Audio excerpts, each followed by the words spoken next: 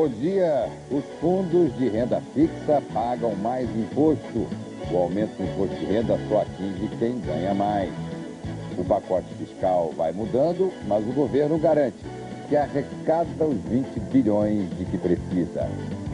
A TR é menor em dezembro. A caderneta de poupança vai render menos, bom para quem paga a prestação da casa própria. A Prefeitura de São Paulo está devendo 8 bilhões de reais.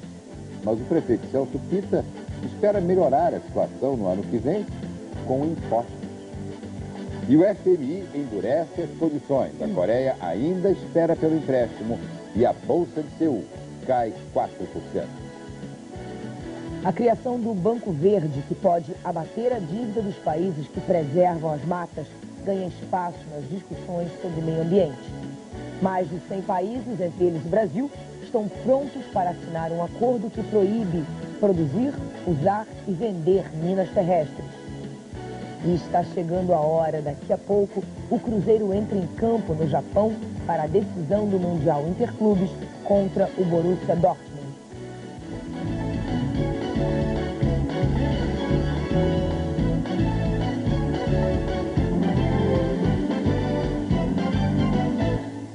O presidente Fernando Henrique Cardoso está em Londres e tem hoje uma agenda cheia. De manhã, ele fala para empresários. O encontro com o primeiro-ministro Tony Blair fica para quinta-feira. De Londres, a repórter Ana Luísa Guimarães tem outras informações. Ana Luísa, uma visita importante para nós aqui. Para os anfitriões também? Com certeza, Renato. Essa é uma visita de Estado, o que significa que o presidente Fernando Henrique Cardoso é convidado da Rainha Elizabeth. Visitas como esta, a rainha só recebe 2 vezes por ano. Ano passado foram os presidentes Nelson Mandela, da África do Sul, e Jacques Chirac, da França. Este ano, o presidente de Israel, Ezer Weizmann, e o presidente Fernando Henrique. O presidente Fernando Henrique desembarcou sob chuva fina e uma temperatura de 3 graus. A comitiva foi recebida por representantes da Rainha Elizabeth. Hoje, ao meio-dia, o presidente vai ser recebido no Palácio de Buckingham e será hóspede oficial da rainha por 4 dias. O presidente Fernando Henrique passou a primeira noite aqui em Londres, na residência do embaixador Rubens Barbosa. Na manhã desta terça-feira, um dos compromissos mais importantes da visita. O presidente Fernando Henrique vai fazer um discurso para 250 dirigentes de bancos e empresas britânicas e multinacionais. No discurso, ele vai defender a necessidade de criação de mecanismos que protejam os países de ataques do capital especulativo. O presidente também pretende tranquilizar e atrair investidores estrangeiros, dizendo que o Brasil tem um amplo programa de privatizações e estabilidade econômica. Ouviram de mim palavras de confiança, porque nós estamos avançando muito, como vocês estão vendo, não só em termos de controlar situações emergenciais, como também na continuidade dos programas de privatização, nas reformas que nós temos que avançaram muito. O Congresso realmente reagiu de uma maneira muito direta, espontânea e construtiva, vai continuar reagindo essa semana na discussão das medidas necessárias para os ajustes fiscais, de modo que isso eu darei amanhã mesmo na Confederação Britânica de Indústria palavras de esclarecimento e de confiança. A imprensa britânica já começa a repercutir a chegada do presidente Fernando Henrique Cardoso a Londres. O Guardian destaca a vinda de Pelé na comitiva do presidente. Diz que na visita de 4 dias, a Grã-Bretanha quer fortalecer os vínculos comerciais com a maior potência econômica da América Latina. E o Financial Times editou um caderno especial de 10 páginas sobre o Brasil e comenta que a lentidão das reformas constitucionais, peça principal do plano do governo de cortar gastos, deixou o Brasil vulnerável ao chicote dos especuladores. E como mostrou a enviada especial Cristina Serra, hoje o presidente vai ter um dia agitado. Logo depois do seminário na Confederação da Indústria Britânica, acontece a cerimônia oficial de chegada. O presidente segue num cortejo de carruagens para o Palácio de Buckingham, onde almoça com a rainha e com o Duque de Edimburgo. Ele ainda vai à abadia de Westminster depositar flores no túmulo do soldado desconhecido. Visita o Palácio de St. James, toma chá com a rainha-mãe e à noite vai a um banquete para 150 pessoas oferecido pela Rainha Elizabeth. Renato. Uma agenda cheia e cheia de cerimônia. Soma daqui, subtrai dali, multiplica tudo. Será que se chega aos 20 bilhões? O pacote foi mudado, a parte do imposto de renda que o governo retém é menor, mas existem compensações. Vamos a Brasília com Carlos Monforte. Monforte, hoje à noite, essas contas devem estar feitas e fechadas e não se mexe mais, é isso? É o que todos esperamos, né, Renato? Na verdade, o Congresso vai começar hoje a discussão no pacote fiscal. Toda a negociação já está terminada e a bancada governista acredita que a aprovação será tranquila. As perdas que o governo vai ter no imposto de renda e nos incentivos fiscais vão ser compensadas pelo aumento do imposto sobre os fundos de renda fixa. Pelos cálculos do governo, não haverá perda final. Foi preciso muita matemática para compensar as mudanças no pacote. O governo vai perder 1 bilhão e 600 milhões de reais, deixando livre de IPI a importação de máquinas e equipamentos, reduzindo aos poucos os incentivos fiscais, deixando as deduções do imposto de renda como são, liberando do aumento do imposto quem ganha menos e aumentando em 100% a taxa de embarque para viagens ao exterior. A mais cara subiu de R$ 18 para R$ 36. Na ponta do lápis, aumentando a taxação dos fundos de renda fixa de 15% para 20%. O governo cobre essa perda e ainda lucra, garante o relator da medida provisória. Nós temos aí, inclusive, um colchão de segurança de 150 milhões de reais. Então o governo está absolutamente tranquilo porque o efeito fiscal das medidas está inteiramente preservado. As conversas no Congresso indicam uma votação fácil para o governo. A oposição admite que prefere a nova versão da medida provisória à de antes, que aumentava para todos o imposto de renda. O governo precisa dos votos de metade mais um dos deputados e senadores presentes aqui no plenário. E na onda do ajuste fiscal, o governo mudou ontem o cálculo da TR, que no fundo é uma maneira de dar um estímulo aos fundos de investimentos sacrificados pelo pacote. A mudança da TR atinge os rendimentos da poupança e de outros investimentos. Até a prestação da casa própria vai cair.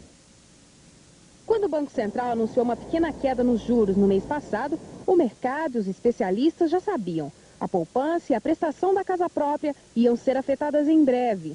Nesta terça-feira, o governo deve confirmar as previsões e fixar a TR de 1º de dezembro, menor do que a dos últimos dias de novembro. A taxa serve para corrigir os rendimentos e as prestações.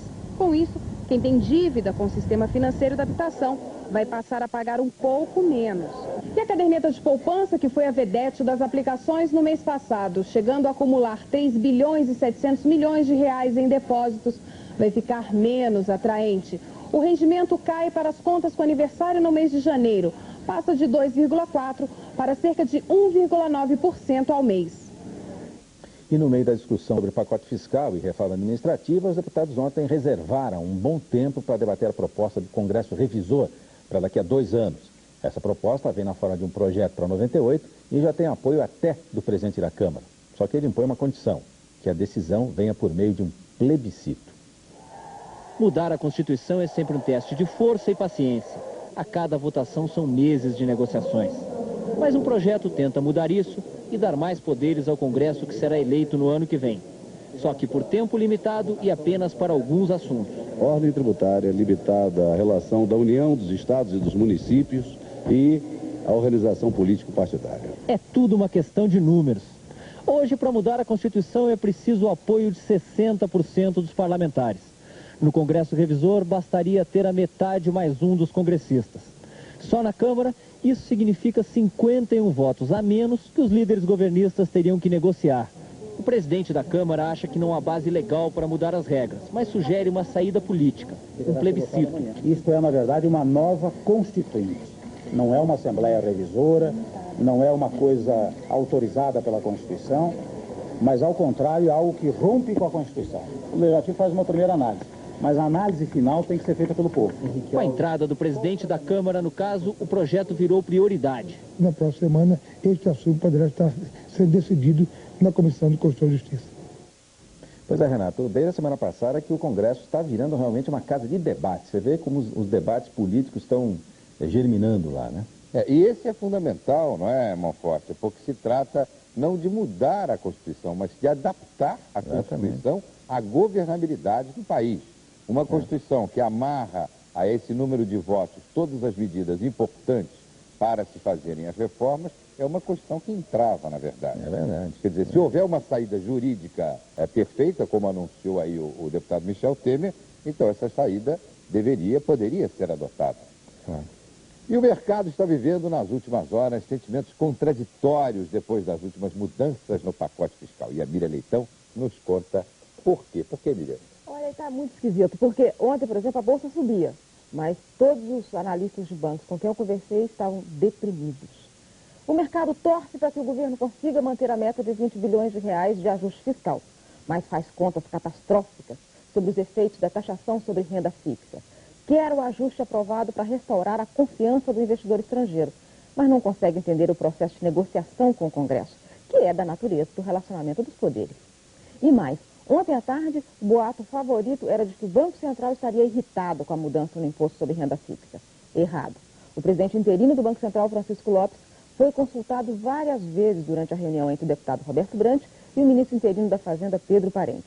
Além disso, o diretor Sérgio Darcy participou das discussões, levando as contas que permitiram chegar à forma final. Mas não tem jeito. O mercado está convencido de que a medida que aumenta o imposto sobre CDBs e fundos de renda fixa está errada. Impede a redução dos juros e, por isso, aumenta o gasto do governo. E a receita com o novo imposto terá que ser distribuída entre estados e municípios. Na visão de um especialista do mercado, já que era para taxar, o melhor seria aumentar o IOF, porque o dinheiro não teria que ser dividido. O governo argumenta que o fundamental no pacote, que será votado hoje, é invisível aos olhos do mercado. Com o pacote, o país estaria conquistando vitórias com as quais nem sonhava há um mês. Uma delas é a de iniciar o processo gradual de extinção dos incentivos fiscais. O Brasil voltará em breve a exportar, vejam vocês, escargots para a França. Exatamente isso que ouviram, eu ouvi do embaixador brasileiro em Paris, Marcos Azambuja. O Brasil produz em Jundiaí e São Paulo escargot que exporta para a Europa, ou pelo menos tentava exportar, até que o mercado europeu criou uma barreira contra o produto brasileiro. Eles alegam que uma tal de mosca da carambola infecta os nossos bichinhos.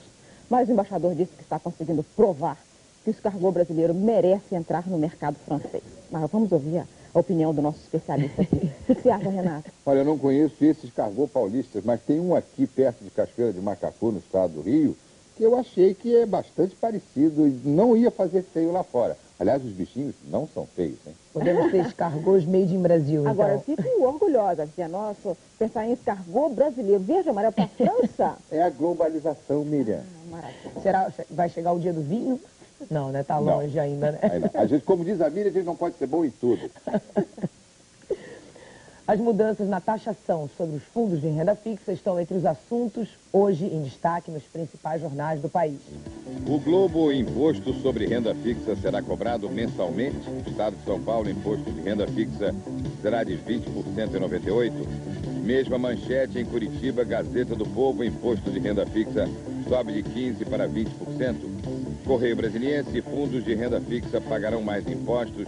Folha de São Paulo, aplicação não sacada deve pagar imposto de renda.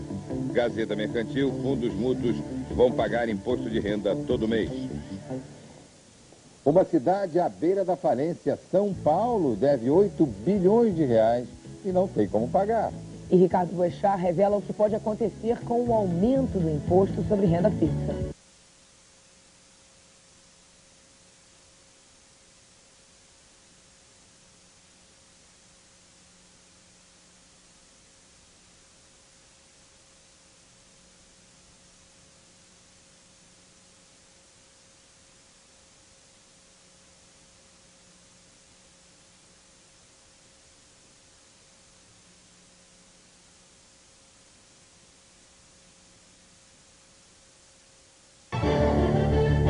A informação imediata.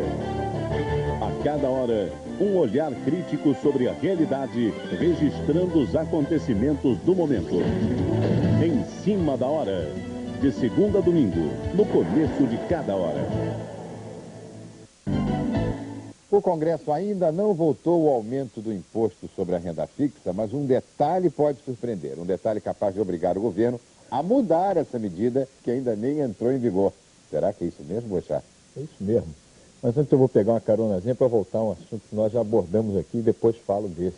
Olha aqui, essa decisão de acabar com as trading companies parecia ter sido um acidente, um erro não percebido no pacote econômico, mas não foi isso não.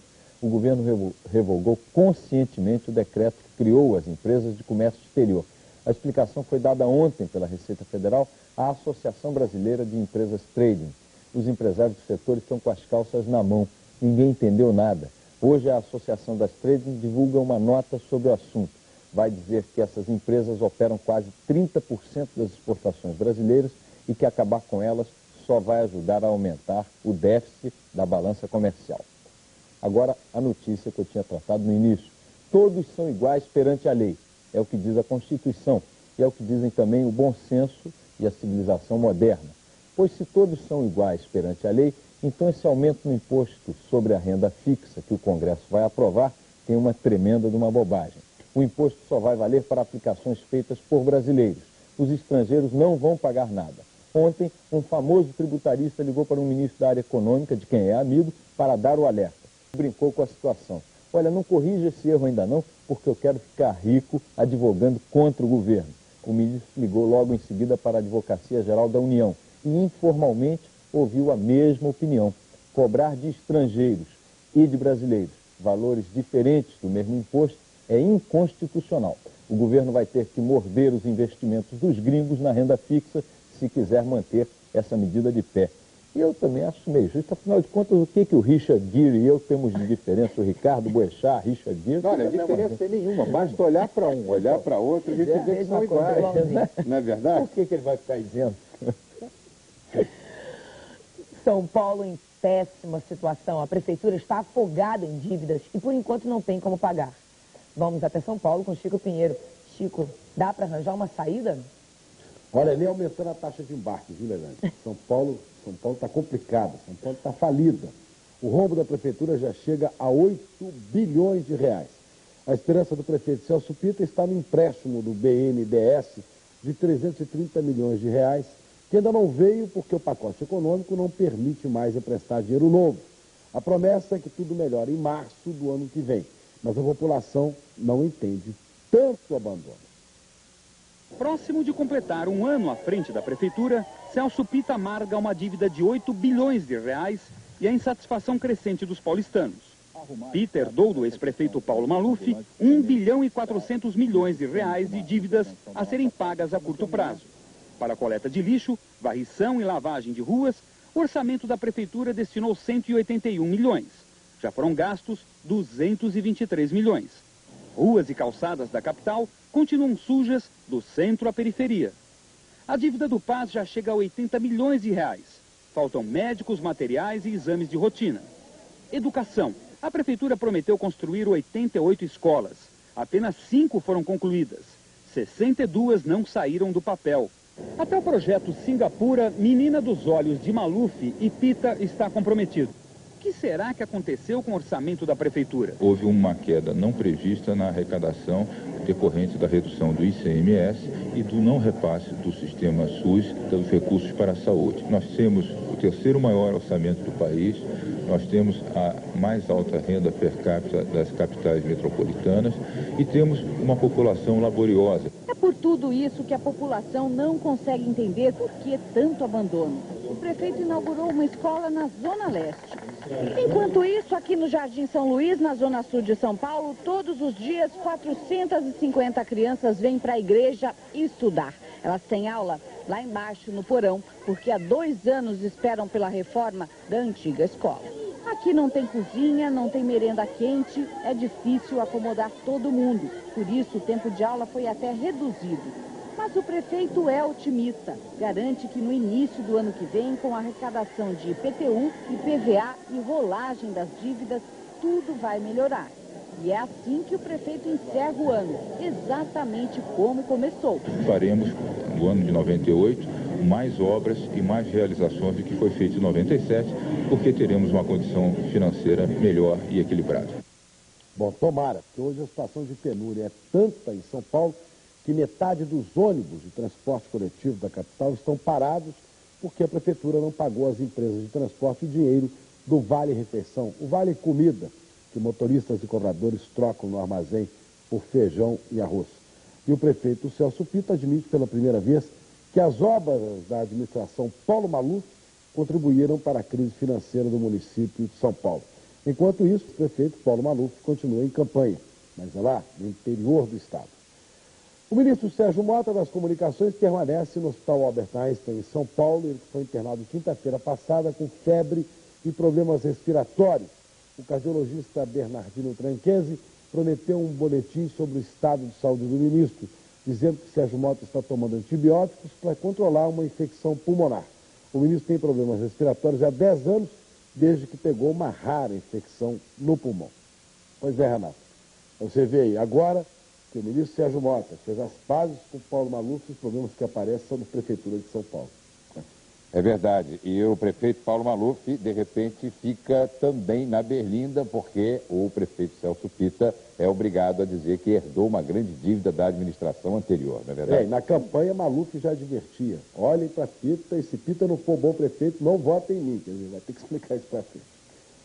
E a Bolsa de Hong Kong subiu mais de 4%. Tóquio fecha com uma pequena baixa de 0,5%, mas o atraso nas negociações entre a Coreia do Sul e o Fundo Monetário Internacional aumenta a incerteza no Sudeste Asiático. E o FMI endurece o discurso. As moedas da Coreia do Sul, da Tailândia e da Malásia chegaram hoje ao seu nível mais baixo frente ao dólar.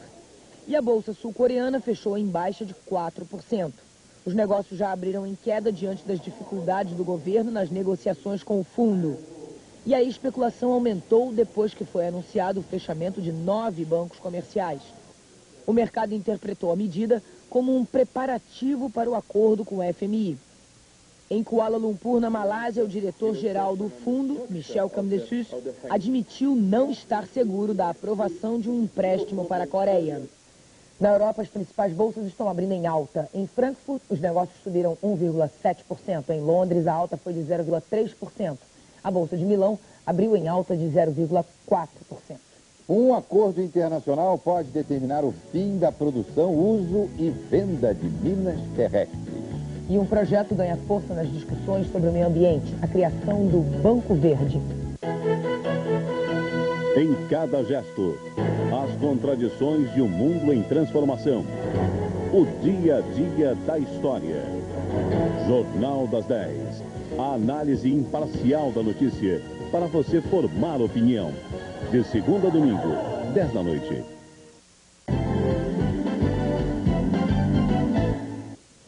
O Brasil é um dos mais de 100 países reunidos em Ottawa, no Canadá, para a assinatura de um acordo anti-minas terrestres.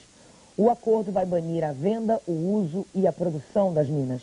A convenção vai até quinta-feira. O Canadá sempre esteve na luta contra as minas terrestres. Uma luta que ganhou representantes ilustres como a princesa Diana.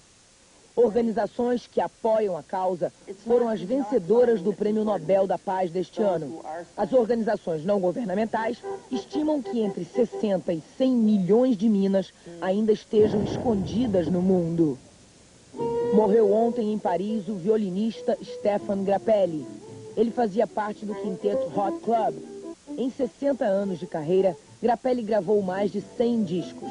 Era considerado um mestre do jazz e do swing na Europa. Ele estava com 89 anos.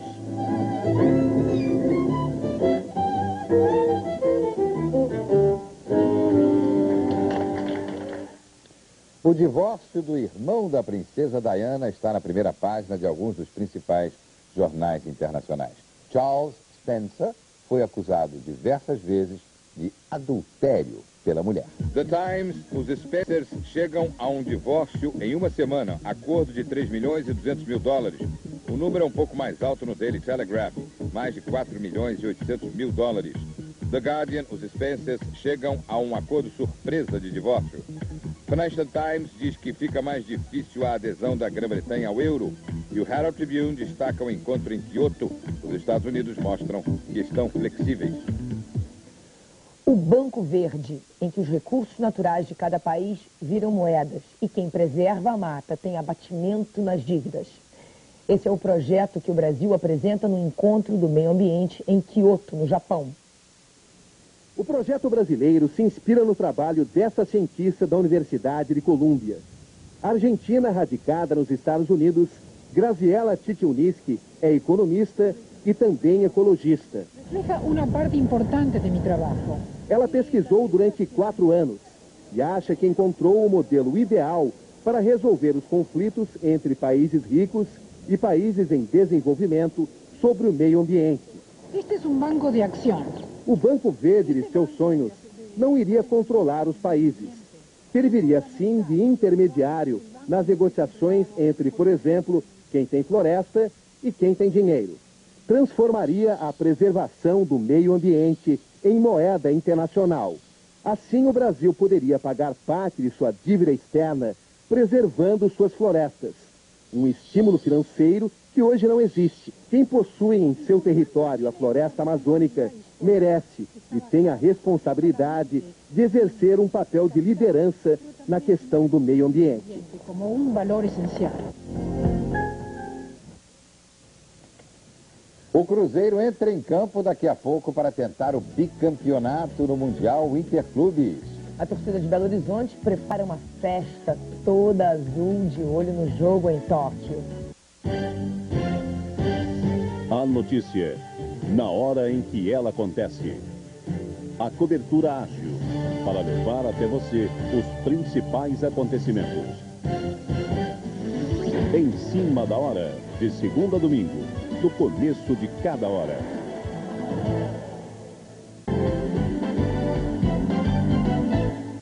O Cruzeiro tenta daqui a pouquinho em Tóquio o título mundial Interclubes contra o Borussia Dortmund da Alemanha. Maurício, o Cruzeiro investiu muito para vencer esse jogo. Muita gente até critica, Renato, dizendo que o clube fez um time de aluguel. O Cruzeiro investiu mais de R$200 mil em 20 dias para ver realizado o sonho de se tornar o 5º clube brasileiro a conquistar o Mundial Interclubes. E a torcida está confiante. Para ser campeão do mundo, o Cruzeiro treina em Tóquio há 10 dias. Gonçalves, Bebeto e Donizete, os novos contratados, parecem que já se adaptaram. Elivelton, que marcou o gol do título da Libertadores, é mais uma esperança para a torcida mineira. Se pintar aí, eu vou soltar a perna aí, seja que Deus quiser. Em Belo Horizonte, a torcida do Cruzeiro está tão confiante que nem se importa com a provocação dos torcedores atleticanos que estão vestindo a camisa do time alemão. Desde pequenininho, sou alemão e Borussia. A equipe alemã virou o segundo time dos eternos rivais. Mas a festa cruzeirense promete ser muito mais animada. Esse restaurante está promovendo o Café da Manhã Campeão. São 4 telões e uma super bandeira azul no telhado. Cruzeiro, esperando a 8h10 vai começar. Campeão! Cruzeiro, Cruzeiro querido, tão combatido, jamais vencido. Cruzeiro, Cruzeiro querido, tão combatido, jamais vencido.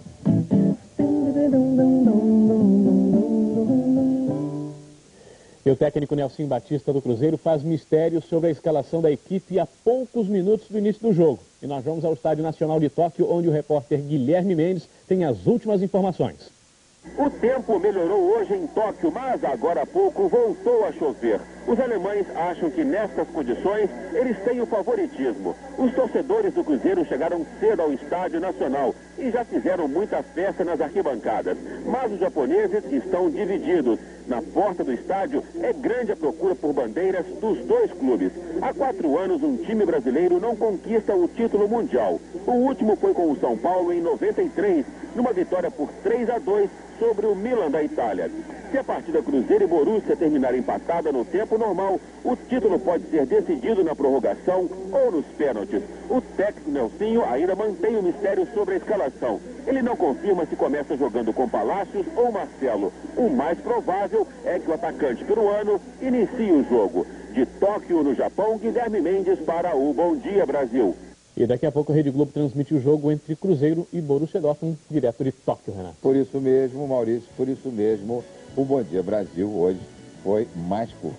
Nós voltamos amanhã às 7h30. Tenham um bom dia. Vamos todos torcer e aproveitar bem o dia de hoje. Até amanhã.